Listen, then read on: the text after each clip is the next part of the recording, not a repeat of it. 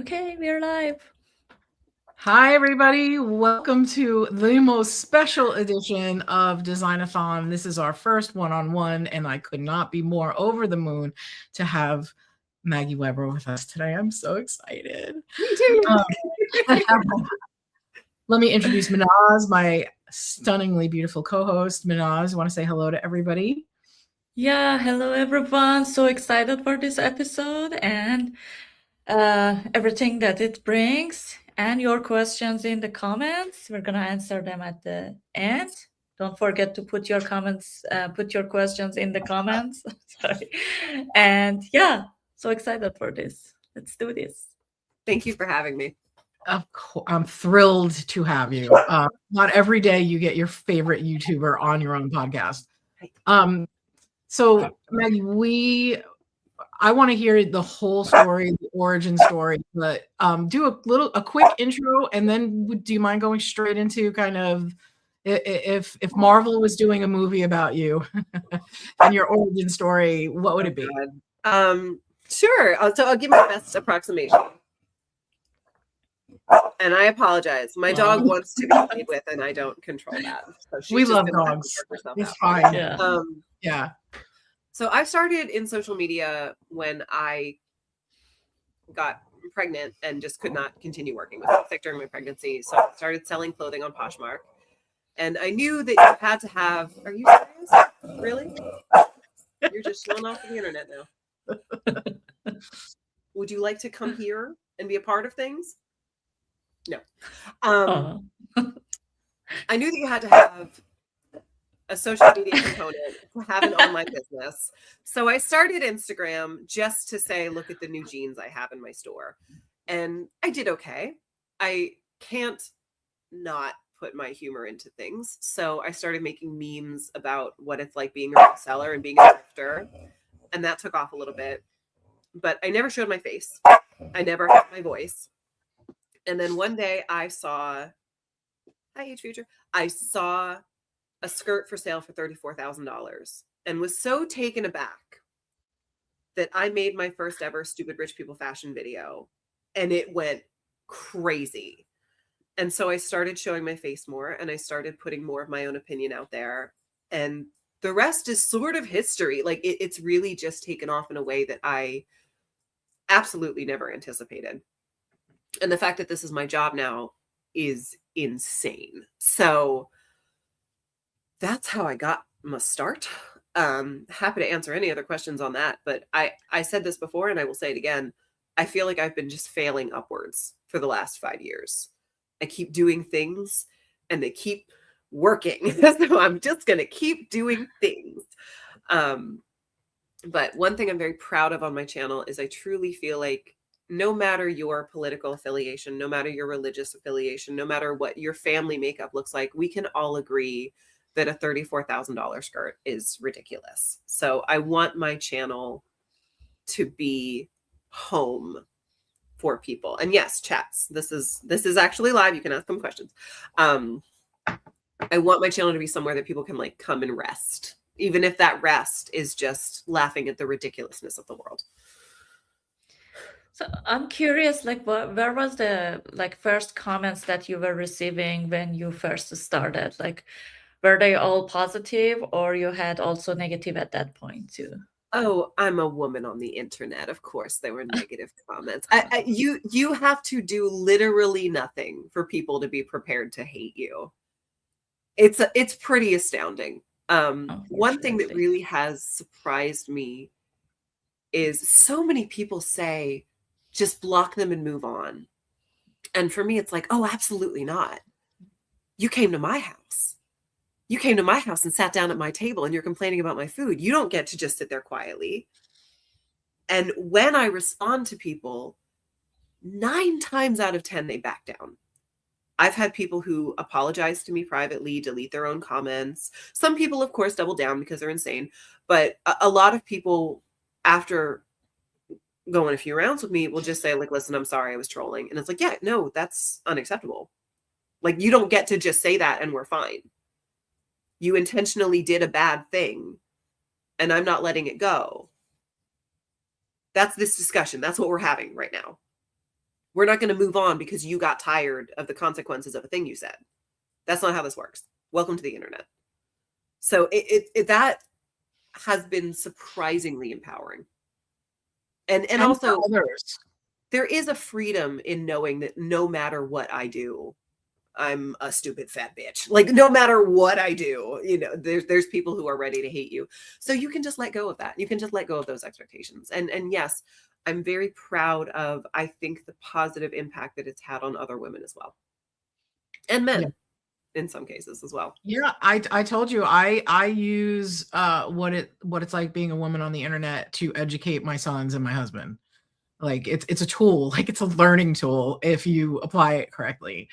I am curious how now a lot of people want to understand the growth, like how to grow, how did you grow, what stack do you use, how do you edit? Can you speak to all that stuff a little bit?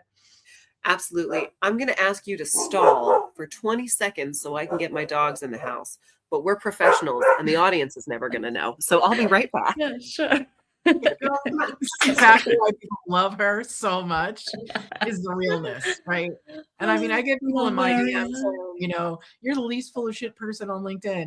Yeah, you haven't met Maggie yet, right? Like, yeah. But I part of the success, I think, is deeply in the fact that she's so, like completely authentic. What you see is what you get. She's not going to lie to you. The truth factor, the truth layer, like that's what people connect to. Sorry. Yeah. So She's very much, I have no idea herself. Like saying. The biggest thing that I can tell you is you truly have to be your authentic self. I heard someone say it a long time ago, as you'll understand the reference, in talking about the rise of reality TV, that like we never hire someone who says, I'm going to be the next Snooki. Because Snooki didn't say, I'm going to be the next whatever. She said, I'm going to be me. And that's why she's a star. And I think that that's absolutely true. You can have a channel that is funny, well-researched, whatever. But if you're playing a character, it's much harder to connect with that person. So things as stupid as me saying hello at the beginning of my videos. I didn't say that's going to be my tagline. Like that's going to be, I just felt it was rude to not introduce myself. Like, so I started saying it. And then when I got bigger and realized that no one else on the internet was doing that, I stopped and people were like, why aren't you saying hello? And I was like, I'll keep going then. Like that was an organic thing. Yeah, it's comforting. In a weird way, it's like, okay, she's still with us. She's still doing her thing. Like it's really weird, the dynamic. So I have to ask though, what is your tech stack? Like, you do record on your phone. What do you use to edit? How many hours? Like people always talk about the amount of time it takes to edit. I don't think that you follow the typical path. So I'd really love to hear about your stack sort of from beginning to end. So I am a single mom in Maryland. Like I am not someone who is tech educated. I was very scared to financially invest in my business. Most of the tools that I use are free. And very simple to use because I did not have the time to educate myself in a lot of different things. So to edit the background out of photos, I use Photo Room, which is a free app. To edit my videos, I create them in Instagram. All of them are under 3 minutes. So I edit them in Instagram, download them to my phone, upload them across all my other social media platforms. What I do is very simple, but I set it up that way. And I think that if I did suddenly hire an editor and scale up, you wouldn't really feel like you're watching me anymore. So I think that you can be successful working the way that you need to work. You don't have to model yourself off of other people. But yeah, I've been fortunate with what I do, but also like Facebook makes money by keeping people on their platform. You do that for them. YouTube makes money by advertising to people who stay on their form. So they want you to succeed. The more work you're doing for them, the less they have to do. So all of these platforms give you the tools to succeed. You just have to learn how to use them. Facebook, for example, that's where I make most of my money, honestly. There are analytics that tell me what country my audience is in, what time of day they are most likely to watch my videos, which content they are like the age ranges. It tells you everything because they want you to keep doing what you're doing and to refine it and to do better, because that's how they make money. I love what I do. This is a business. So the tools are there because they want you to succeed. Right, the analytics. So in order, where do you do best financially? Is it like YouTube, TikTok? Would it speak to that a little bit? So I want to be very clear. This is specific to me. I'm not giving anyone like advice on this is what you should do. This is what I have found works for me. I make the most off of Facebook. And then I have a podcast that I do with my friend Sarah, Chicks with Fix. That's our personal Patreon where there are paid tiers. I make the second most there. The third I make on YouTube, which is surprisingly small. I have my own personal Patreon that is free, but you can give me money if you want to, which I encourage. And then on TikTok, I make exactly 0. So that's what I have found works best for me. But I don't necessarily prioritize that. And Instagram, again. TikTok is like this. I'm sorry? Why TikTok is like this, that you're not making money out of that? Because TikTok wants you to sell. TikTok wants you to open up a TikTok shop and advertise Stanley Cups. They don't have to pay you, so they don't. So for someone like me, who is trying to get the ball rolling with my video content, but also needs to be a revenue stream, where do you think I should start? Like I have some short form on TikTok. It goes nowhere. Sure. Great question. Great question. Everywhere. Yeah. Everywhere. Yeah. I answered this question. So for anyone who's interested, the last Thursday of every month, I do talks on my Discord about this as well. There is no reason for you to not create the same content. You've already made it and put it everywhere. There's no reason not to. Because you never know what's going to hit and what's not. A lot of people feel like they have to start on one platform, learn it, learn how to use it, and then I'll expand to other platforms. I will strongly encourage you not to do that. I have a video that has 26 million views on YouTube, 20 million views on Instagram, 19 million views on Facebook, and 573 views on TikTok. So if I had only posted that to TikTok, I would think it was a failure. I would not have followed up with that, and I wouldn't have pursued that again. You don't know what's going to hit and what's not. And you don't know what about each platform is going to define whether or not you will succeed. Because the algorithm is not a joke. That's something that I've had to learn a lot about. So there have absolutely been times where I'll post a bad design short at 8:00 in the morning and it just doesn't do that well. So I'll pull it and I'll repost it that day at 10:00 at night, and then it goes gangbusters. So the reason you are not succeeding somewhere might have absolutely nothing to do with you. But the idea that you have to start somewhere and do well and then expand, there's no reason for you to not post the same content everywhere. I know there are people watching me on YouTube right now who do not follow me on Patreon, who do not follow me on Facebook, who do not follow me on Instagram. So why would I not offer that content other places that other people are? And if somebody watches you on YouTube and they see you pop up on Instagram, they're not going to say, oh my God, I saw this already. They're probably going to subscribe because they see you and they know you and they like your content. So why would they not engage with you on another platform? Because unless you stalk me, I post 3 times a day, every day. You're not going to organically see that content come up because, again, most people don't.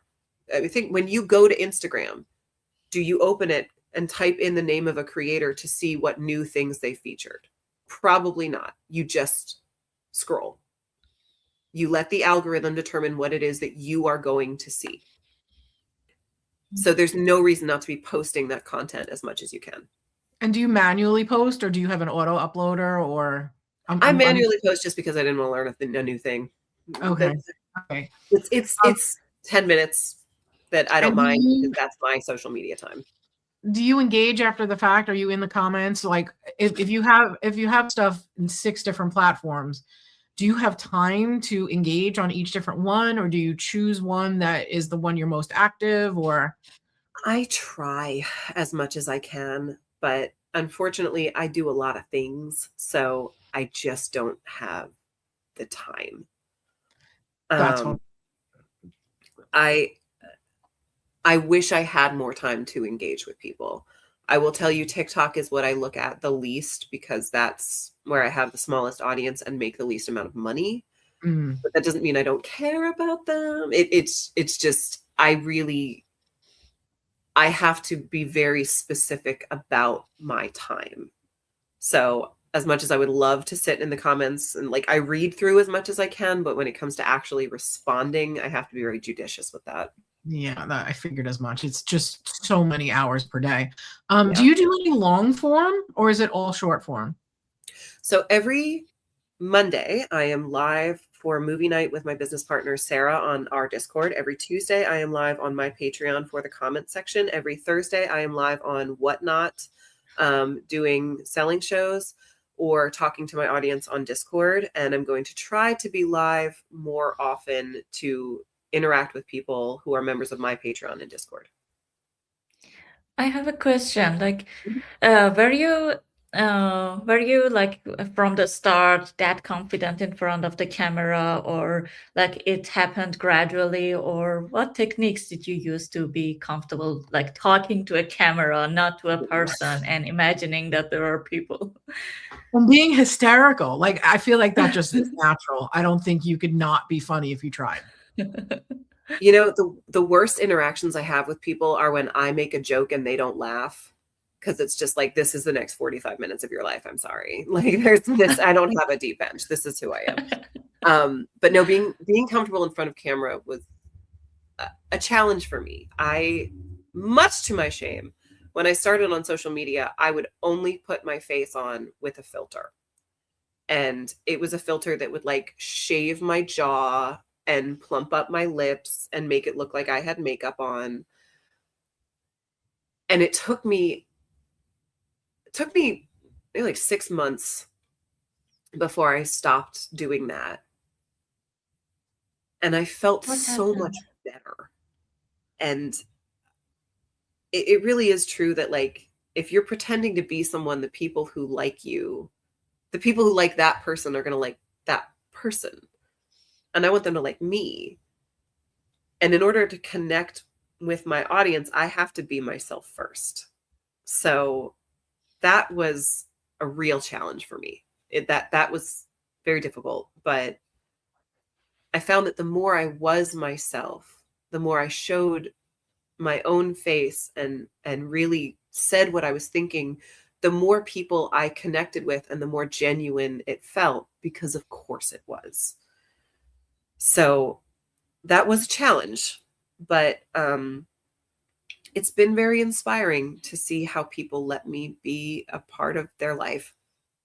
And it's an incredible compliment when someone tells me, like, when I have a rough day, I put your videos on. Like, you have no idea what that means to me.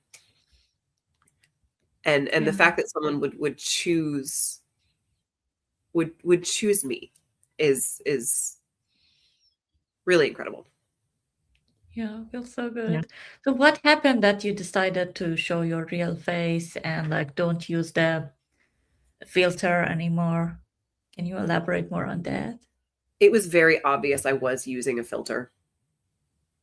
And there were a couple times where I couldn't use the filter and use a green screen. So I would start with the filter and then make my face very small in the corner just to be like, don't look at me, look at that. And there were a bunch of people who said I look better with the filter and I should learn how to use makeup to make myself look better. And I was so offended that it was like, well, screw you, I'm not doing it. So I was just like, no, like, This is my That's face. the spirit, yeah. Deal with it. Yeah. Like it was much of my life has happened because of spite. So when it felt like it was for me, it felt different. When I felt like I was doing it for other people, I was like, this is wrong. So that, And how do you psychologically deal with and process the hateful stuff? Because I struggle with it. Like, it's weird. I'm curious how, and if that's changed over time. the realization that it has nothing to do with me. It has not one thing to do with me. It really, because again, if I was coming out with like hot political takes, I could see it. I understand. If I was like doing weird conspiracy theories or, you know, religious pontifications, but I'm not. I'm not. And there still is the same level of just vitriol. So they're going to say stuff whether or not you're doing it. It has nothing to do with you. And honestly, the way I look at it now is so different, because if there's a 10-second video and somebody writes a 4-paragraph response, they have watched my video entirely through 7 times. It counts as engagement because they have commented, and other people who read that paragraph are staying on my video for longer. It's all engagement. So if you hate me and you want to hurt me, just scroll away. Yeah. Like everything that you do to try to tear me down is like, you're just, It's on your benefit. Like, give me another $1 while you tell me how terrible I am. It's like, you're paying me. Just go. Like, if you hate women, you can do that. Just go. But like, this is counterintuitive. So it's the same, like all the men who go on Instagram and like see bikini pictures of women and whore, it's like, you're just going to see more. Like, the algorithm tracks what you are engaging with. So if you think that every woman is just selling herself on the internet, like, maybe there's something wrong with the way you're using the internet. It's really fascinating. Did it get to you in the beginning when it first started happening? Was it different than now? Like, did you? It was harder to deal with. It was harder to deal with because it did feel very targeted, especially when it comes to comments about my body and my face and all the things. But the other thing is, like, I'm an anxiety-ridden bitch. So there's also a moment where I get to be like, do you think there's anything you can say to me that I haven't said worse? Let's play that game. Do you think there's anything you can say to me? Do you think there's anything more emotionally devastating than what I say to myself when I get out of the shower and look in the mirror? Let's play. Let's go. Come on. Like, you can't. I've done it. It's worse. I'm in my head. Like, and again, there's a bizarre freedom to that, of just being like, so literally anything I do is horrible. I'm just going to keep doing me then. We'll just stay with our regularly programmed schedule. Thank you. Like, thank you for your time. Now, I don't know if you know about the Outdoor Boys, but they were a massive channel, and it started to disrupt their life. And the dad just hung it up and said, I'm not doing the videos anymore. Like, he was getting he couldn't go anywhere. Like, he was getting that level of famous. Are you encountering stuff like that in the real world now? Like, are you at that point? And how do you deal with it? So I actually love when people know who I am, because I haven't had like a negative response so far. The funniest thing to me is when I see somebody staring at me. I'm not like famous enough that I'm like, yes, it's me. But it is just like, what? Like, it's like, are we good? Or are we fight? Like, and only one time, I know, I hear you. They're getting attention, and it should all come to you. I know this. You're monsters. Only one time was somebody staring at me and then started to walk up to me. And I was like, would you like a picture? And she's like, you have a leaf in your hair. And after that, I was like, I'm never, ever again. Oh my God. So it's not disruptive yet. I mean, I love when people come up to me. It does. I really appreciate that. The saddest thing to me is when someone will like message me on Facebook and be like, I just saw you in the grocery store. It's like, come say hi. Like, It it makes me feel like, oh, It's like, So I noticed in one of your videos you have, I think it was Amy Poehler's or some female comedian's books on your bookshelf. And is that a goal? Like, where did, like, if you had a magic wand that could make all this kind of go the way you want it to, where do you want it to go? I will tell you 100%. And if anyone in the audience happens to be banging a producer, let me know. I want a TV show. I think the fashion game would make a wonderful TV show because, like I said, everyone can laugh at a $34,000 skirt. And I think having an actual team of comedians, a la Game Changers, whose line is it anyway, looking at something and saying, is this from Etsy or is this a $3,000 designer thing? Debate. I think that would be hilarious. And there's so many games I want to play. Like I want to play designer or thrift store. I want to give an intern $20 and lunch break in a thrift store and have two people walk the runway and say, one of these is my intern. One of these is a fashion model. One of these is $20. One of these is $8,000. Debate. Like I would love that. I would love if you would do like one 13-year-old boy, like, here's the design brief. Oh my God. Right? Show it to a 13-year-old boy. Does it pass or fail? And why or why not? I want to get a mannequin and have a team of men just try to put on the lingerie that we are expected to naturally, the strappy shit with lace and bows and just be like, can you put this on without having a mental breakdown? Can you do it? Because like my friend Sarah, she got this strappy thing. She was like, I cannot figure this out. And I recorded myself. I started a timer. It took me 3.5 minutes to get it everywhere it was supposed to go. And then it's like, this is a Christmas ham. This is cosplaying a roast. And I will not be party to it. Like, because fashion is ridiculous. It is ridiculous. I know. I hear you. You're so neglected. Oh my God. Sorry. I work harder so that my dogs can have a better life. And also I have a kid. Like, but that's what I would love is one day to have this be in an actual and to have an office with a door.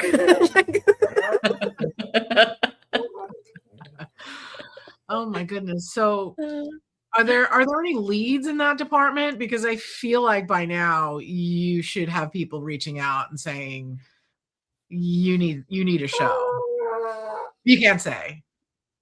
No, I would love to lie to you and be like, oh, there's some irons, and no, because the thing is, I know you're being ridiculous. Sorry. I've had some people reach out who say that they would like to help me develop that idea. I think, unfortunately, the only real way forward is to me to film a pilot. Oh my God. Sorry. She's just talking at the same time as you are. I think the real way forward is it's for me to film a pilot and then like shop it around, because like the world does not come to you with this. You gotta hustle. I can tell you, I just published my third book, and you would think that with a global audience, 2.5 million followers, I reach an average of 100 million people a week. You would think somebody would have stepped forward and said, let us publish this book for you. No. Wow. Yeah. And you kind of advised me a little bit about writing books. Can you speak to that a little bit? Oh my God. People are jamming out books with AI and they're trash. So, oh my God, I love it. I think that's Tank, right? I'm sure people on YouTube know one of her dogs is named Tank. I know that, which like it's a great doggy name. Sorry. Again, if it's not obvious, I do this all from home. Like this, we're cobbling this together. Oh my God. Sorry. No, it's amazing. And this is what people love, like the realness. That's what I think people miss. Like they try to polish and animate and and it's using AI. There's so much fake crap out there. The realness is gold, which is what I was asking you. So many people are writing like fake books with AI, and you write, and you said to me, write books. It's a great way to kind of get your stuff out into the world. So can you tell us a little bit about your book process? Absolutely. So again, I do everything the cheapest that I possibly can. I use readsy.com, which is free, although they give you tools that are paid, obviously, if you want to like find an editor and whatever. But I think everyone has a story. And I just published my third book. My first is about working in retail for a decade. And my favorite part of this book is it's all true.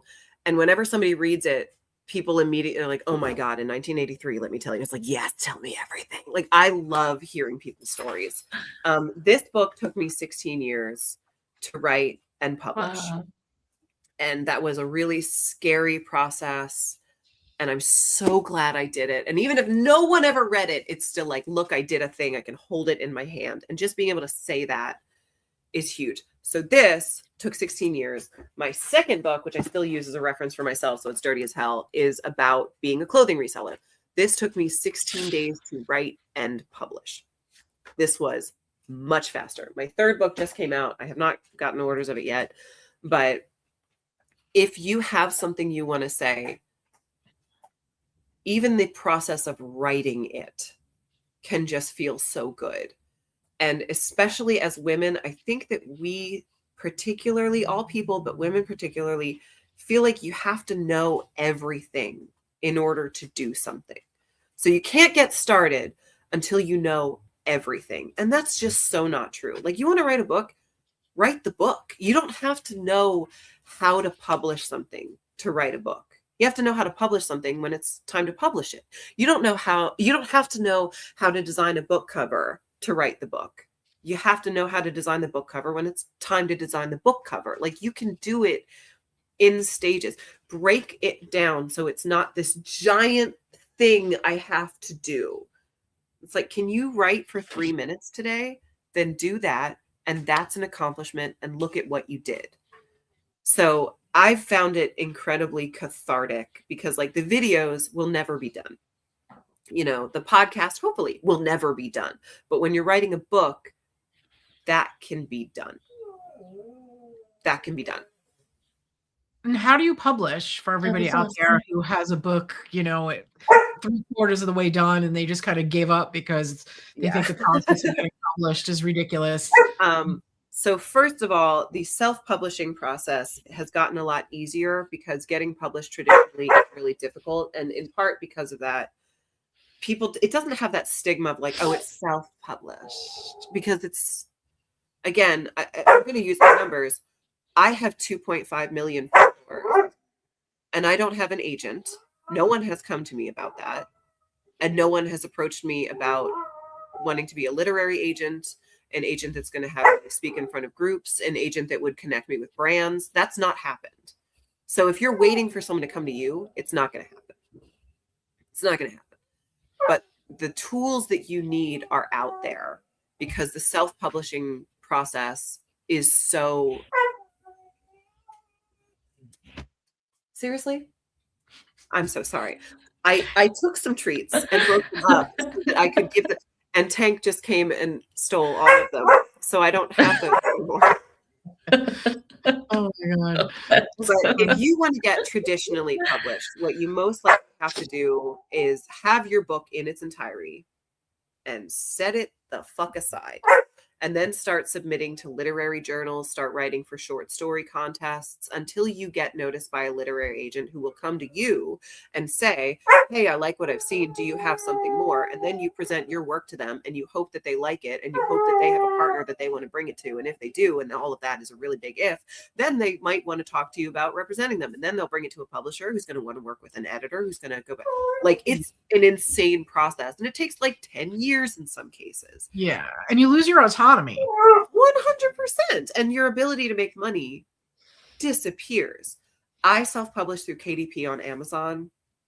I don't love Amazon as a company. I think none of us do. But realistically, that's something that I can do. And again, it's a product that I can make that is now available for sale forever. I wrote the thing, I did the thing is done. And to be able to have that accomplishment has meant so much to me personally. to say, like, I have published 3 books, because you know what? I've published 3 fucking books. Like, I'm so proud of myself for that. I'm proud of you. And you can do that too. And again, So- if you have questions, email me. I'm happy to talk to you. But like, you don't have to know all the things. Just do one thing, and then you do the next thing.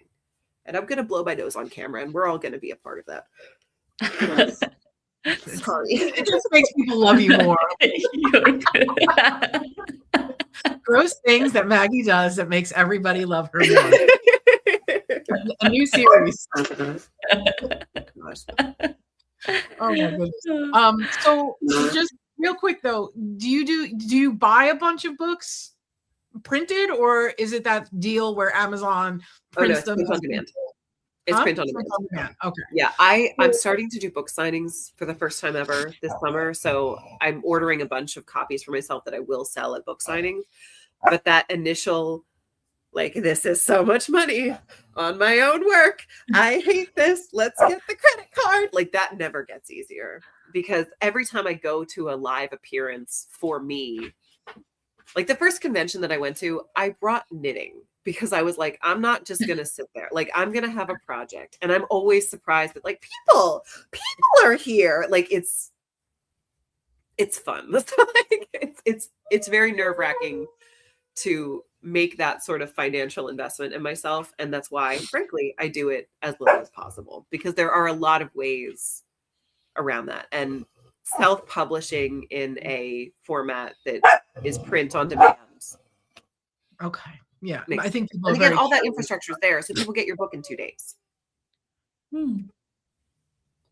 Amazing. Yeah. I think a lot of people would really love to do that. And especially women, like you said, how can we make everything perfect before we even start? And it stops us from starting. And that is like, it's a weird loop that we all kind of fall into that we need to break. I would love for you to speak to, I mean, Minaz and I are pretty hardcore with our promotion of rising all the female boats we can. Speak to that a little bit in the sense of, you have like an army of women who love other women, love you, want to raise all the boats. And I think that is a form of payment for you. Like, I think you get like almost spiritually paid by knowing you're putting that amazingness out into the world. Can you speak to it a little bit? Because I want to be more of that myself. I have been incredibly humbled by the response to my idiotic videos online. We're going to kick the dogs outside. They're going to just spend the rest of the interview outside. Mommy's had enough.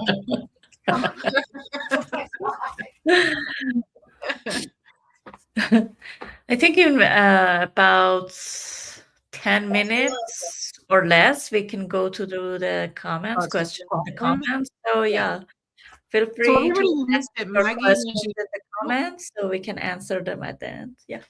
Sorry, Minaz. Sorry, I was talking to. Yeah, Maggie is a national treasure.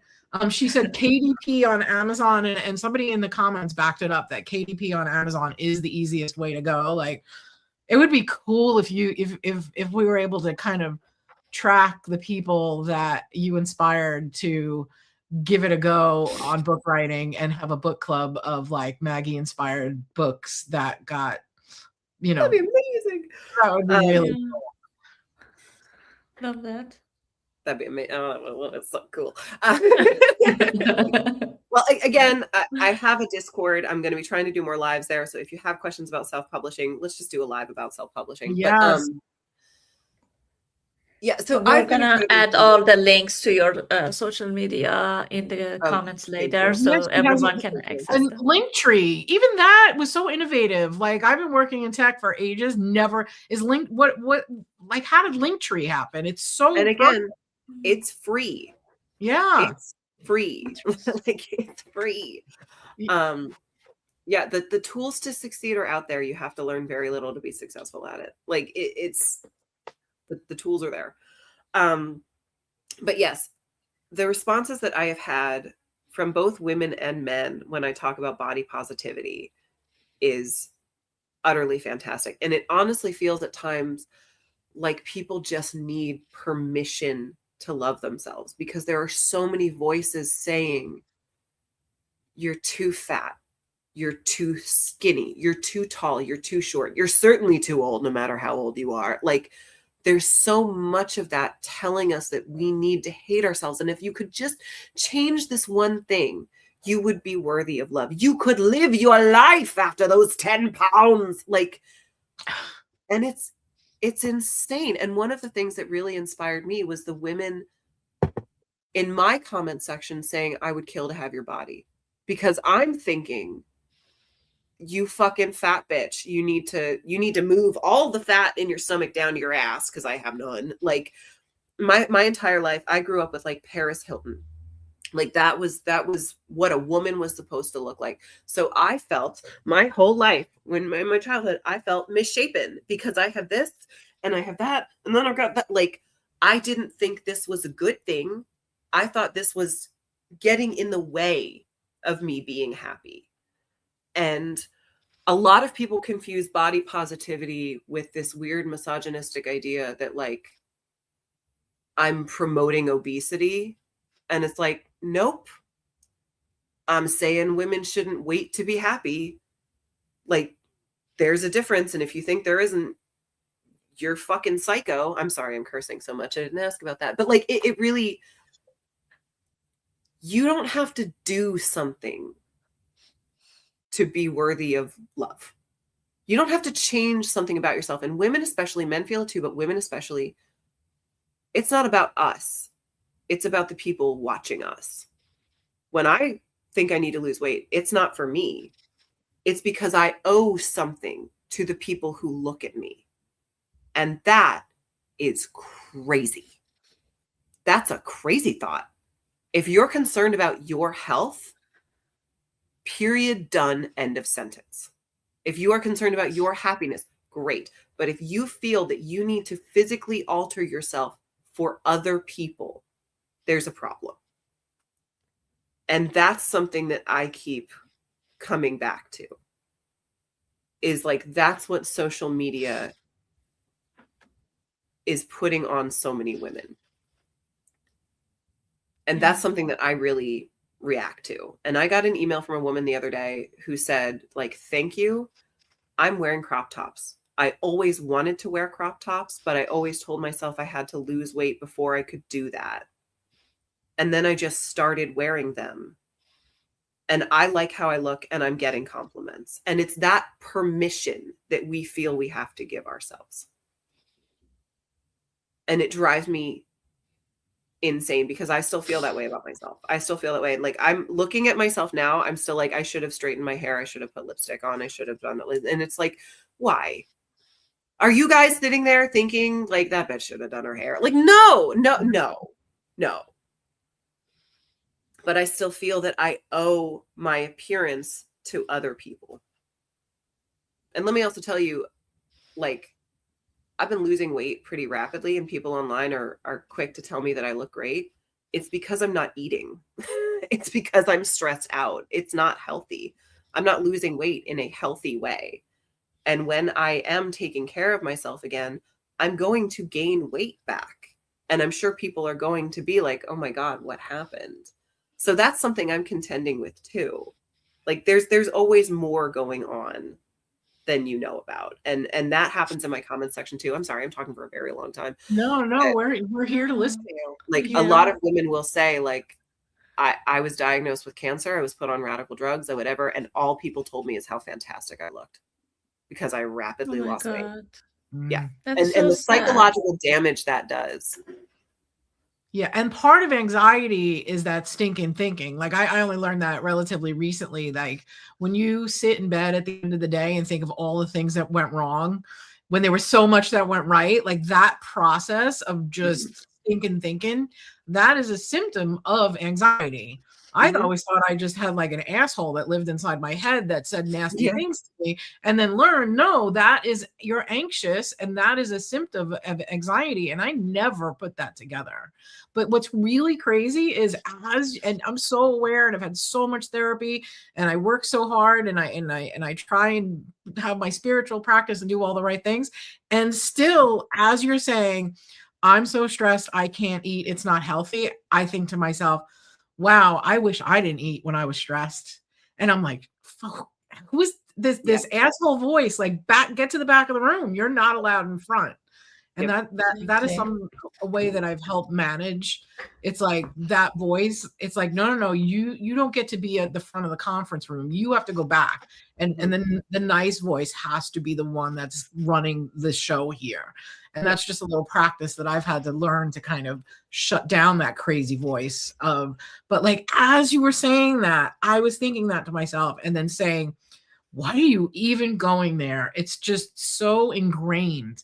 And I think it happens to us as little kids, right? Yeah, Mhm. Like the magazine covers and all the things that, exactly. we're fed and what we see. And you're kind of the cure to that. Like, I think, and that's a wild responsibility to be Yeah. kind of labeled as the anti of that really I'm happy to be a part of what I see happening now. yeah. I'm not raising the banner for anything. Like, I'm trying to be myself as much as I can be. But like, I mean, the other day I did a reel about, let's talk about healthy bodies versus unhealthy. And I was like, nope, because I am not a nutritionist. I'm not a dietitian. I'm not a doctor. Like, and I'll be clear on that front too. But you hating yourself does not lead to any good. And one of the things that I had to start doing, because I'm busy all the time. I'm busy all the time. I make a list every day of the things that I have to do, and I never complete the list. And so every day I feel a little bit like a failure. One thing I started doing to help myself was I wrote things like shower, brush your teeth, feed the dogs, like things that I just accept as like, yeah, but that's every day. But it's like, yeah, but you're still doing it. Like, I maintain businesses, I maintain a child, and I maintain myself. And I deserve credit for all of those things. And you deserve credit for all of the things that you do. Because, like, yeah, you might need to have that cup of coffee before you can start your day, but you had to make the cup of coffee. So give yourself credit for making the damn cup of coffee. Like, give yourself credit for the things that you are doing, because the list of things you're not doing is always going to be there. And it's always going to be very, very, very, very, very, very, very, very long. But that was one way that I started dealing with my anxiety. And that's one thing that I think women don't do, is give yourself credit for the things that you are doing. Because for so many of us, we take care of so many things, and that's just seen as, well, that's what you do. But if that was taken away, if that effort that you're putting into your life and your family and your children was taken away, catastrophe. And yet it's seen as the background noise of your life.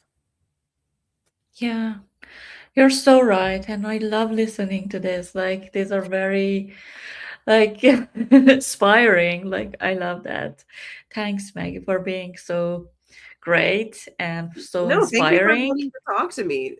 Okay, this And is, you'll see though, this is why yeah. my reels are like 60 seconds to 2 minutes. When no one stops me talking, I just keep going. So I'm gonna stop you to answer the Okay. questions in the comments. So let's see. This is the first question from, I don't know, Age Future. I think people are uncannily effective at sniffing out geniusness.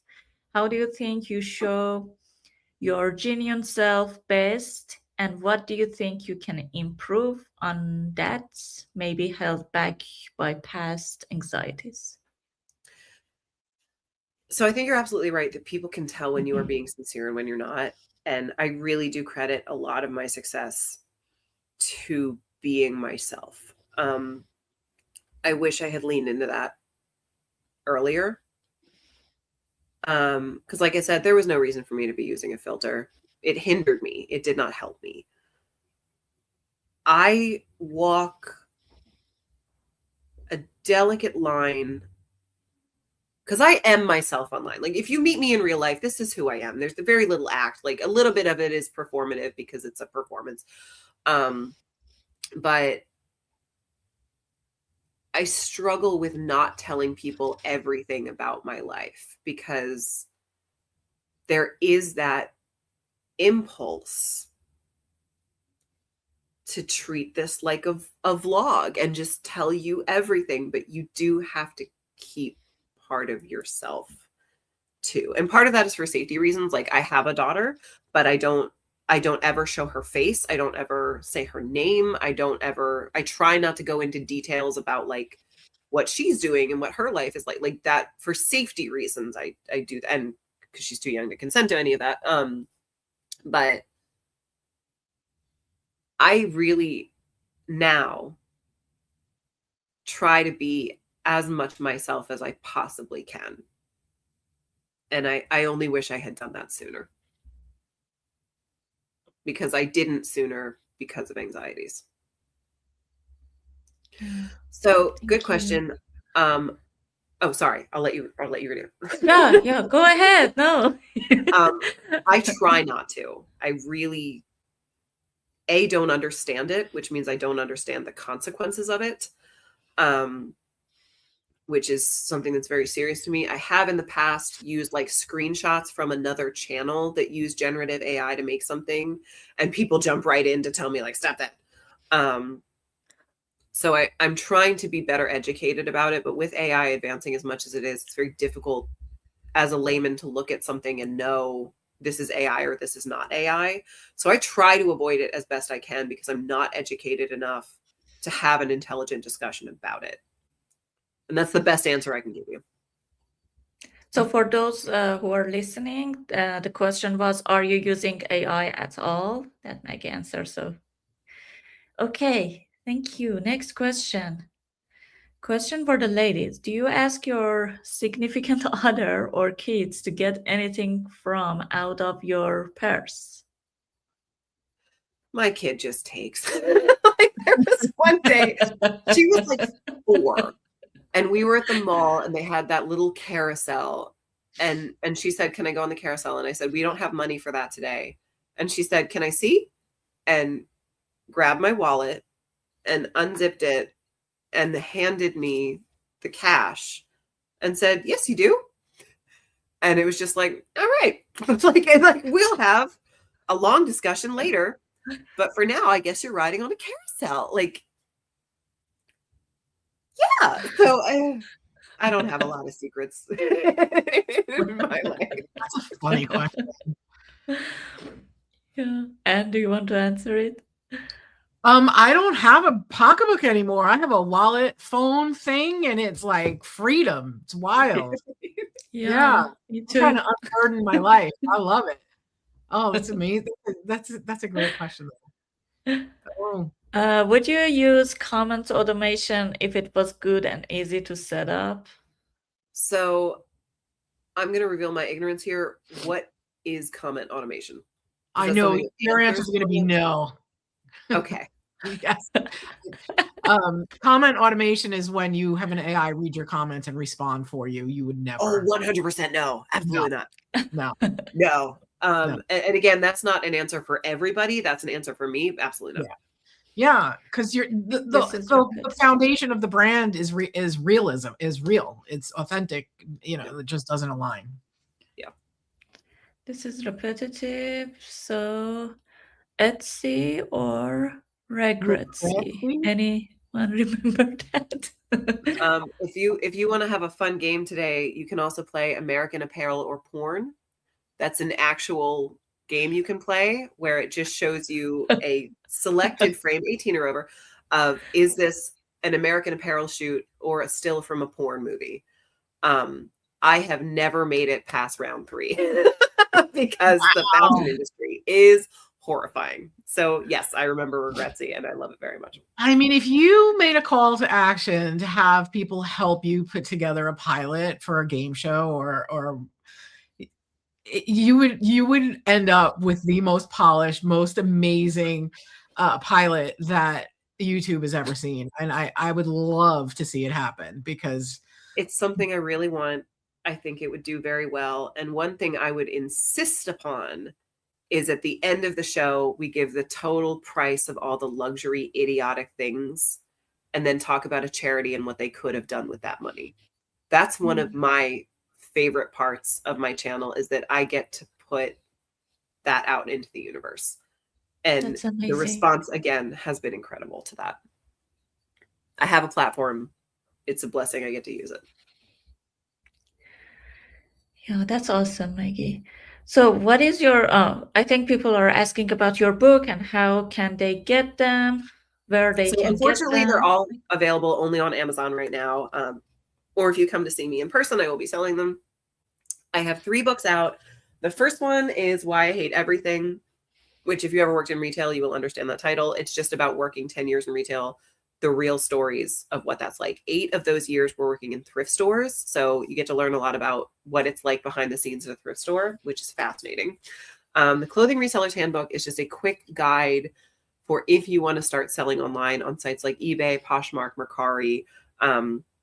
It was a great way for me to make money at home when I had a newborn daughter. I was able to make a decent income from that by treating it like a business. My newest one, Bad Design, I'm really excited about, is 101 of the worst fashion trends throughout history. And it's meant to be like a coffee table sort of bathroom book that's really easy to read. So each chapter is 3 to 5 paragraphs with an illustration done by my friend Amy, who's in the comment section right now. And it goes over things like the cod piece, the history of the cod piece, arsenic dresses where women were literally dying to look good, ultra low rise skinny jeans, Uggs, just Crocs. But it's a history comedy book. I love your hatred of Crocs personally. If you're gonna love any kind of hate, that's the kind of thing is, and I know there's more questions, I'm sorry, but I'm saying it. Crocs actually reached out to me at one point and said, we would love the opportunity to change your mind. And I gave them my address and nothing showed up. So I feel justified because now I'm like, cowards. Like okay, carry on. Okay. Next question is, music is already showing the signs that we are done. As a creative, you might tell others, no AI here, and for saying that, people will think that you are using AI. How is anyone supposed to deal with it? So, I mean, tellers thought that ATMs would put them out of business. If a farmer fought using the plow, like, AI is coming, AI is here. It's going to be a part of what we do. It's already a part of your life, whether you like it or not. That's the truth. So there's nothing wrong with educating yourself about that tool and using it as ethically as you can. Unfortunately, although what I just said sounds real simple, we all know it's not. So AI should not replace human art. And unfortunately, it's being used to do that a lot. AI is extremely controversial, I think, for that reason and for the huge environmental factors, which a lot of people just don't know about. It is a tool that's coming, and it is something that we all need to get educated on, whether you decide to use it or not. But I think we should all strive to use it as ethically as possible and remember the value of people. Bravo. Exactly. Yeah. You know, I position myself, my title is AI consultant, but I position myself as an ethical AI consultant, and I get a lot of pushback on that. There is no such thing, but it's a gradient, and I'm trying as hard as I can to educate, to be real, to be honest, and to come from a place like it is a game-changing leveler for a small business. Yeah.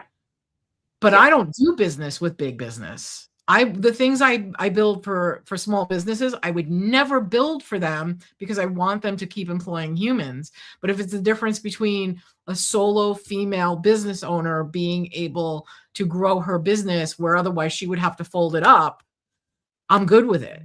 So it's a gradient. It's not black and white, and there is a lot for people to understand. And it's also worth having an honest discussion about it, though. Like, I make money from Facebook. Do I love Facebook? Fuck no. No. I make money from Amazon. Do I love Amazon? No. Like, there's a lot of issues, but it's important to have those discussions instead of an all-out Right. Like, a lot of people will say, I automatically ban any channel that uses AI. That's just a bad policy. Right. And that's what the podcast is all about, where heart and soul meet AI and design. That is our tagline. And exactly what you're saying, middle ground, right? Like, extremists get clicks, but you have to kind of come from things from the middle ground. And that's what we try to do. Yeah, I agree. Exactly. And do you want to read this? I want to self-publish a historical memoir and biography with archive photography focusing on women. How do I get noticed? I'm trying to fund my research at the same time. So how do I get noticed? That's always the question. So Lane, that's a difficult question. So that we can discuss this, I'm going to ask you to email me, refashionhippie@gmail.com, because that's a very large discussion. I'm going to try to give more generalized advice. What do you want is the biggest question you have to answer. Get noticed is a very vague statement. Are you saying that you want people to work with you as funders? Are you saying that you want potential buyers to see what you're looking at? Are you saying that you want to find a publisher? Are you saying that you want to find an agent who can present you to people? Limit in scope and then handle that problem. So I don't really know what you're asking. I'm sorry. I'm an advocate of self-publishing, but there are a lot of different resources that you could use if you want to go a more traditional route. That's the best I can answer. I'm sorry. I don't know if that in any way helps anyone, but that's the best. But you're going to be doing this stuff on your Discord, right? Like, your Discord is going to be kind of your direct connection to people who are trying to get some coaching around this. So yeah. And also that's not recorded. Like, a lot of people asked if I will put that on YouTube. I want people to be able to just come to me honestly with questions and have a discussion. Yes. So yeah, the last Thursday of every month, we're going to do that. And next one is going to be self-publishing, because I see a lot of questions coming up on that. Yeah. And how amazing that, honestly, I think tracking people's journeys and then having, like, you could have Maggie's book club, like Oprah has one, only everybody in the book club has self-published because of you. I think that would be magic. Yeah. That would be incredible. Yeah.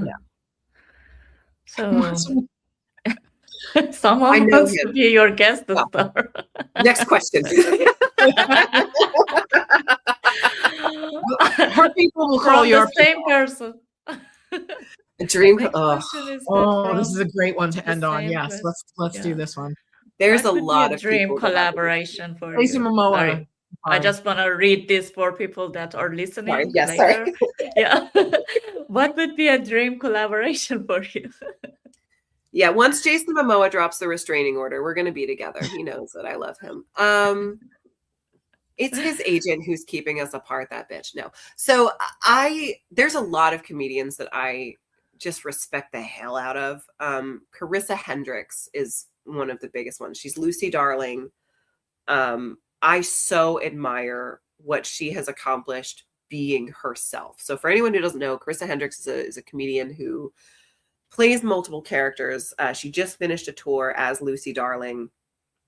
And I actually got to meet her, which was incredible. But she is just hilarious. She has characters, and she'll do an entire show as a character, which is real hard. If you don't know, that's real hard.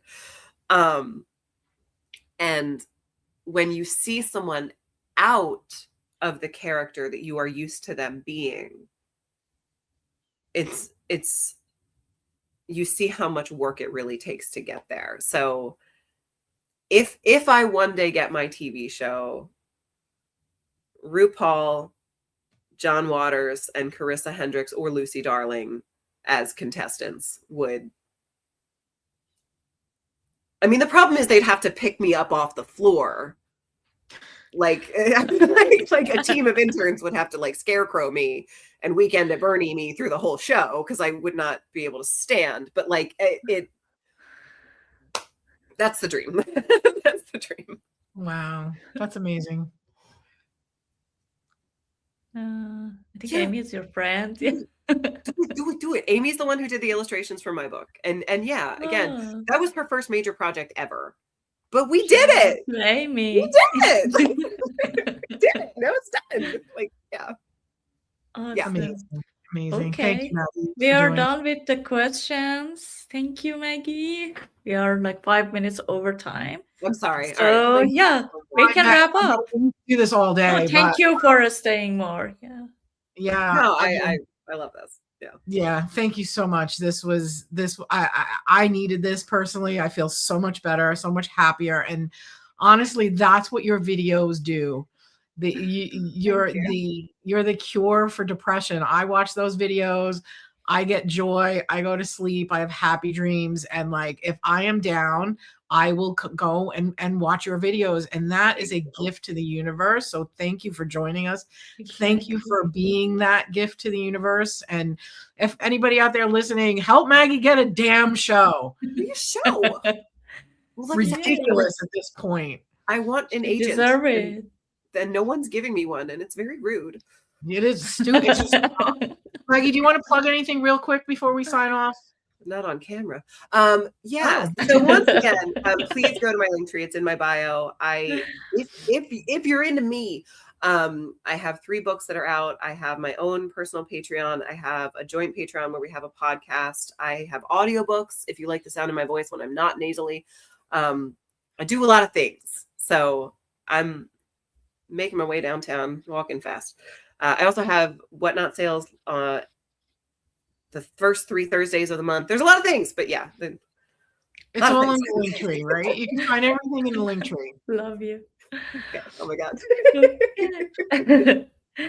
Thank you so much. Thank you, Thank you so everyone, much. for like Thank you. Thanks being everybody. here and engaging in the audience. Please and follow. we hit our all-time high engagement like today.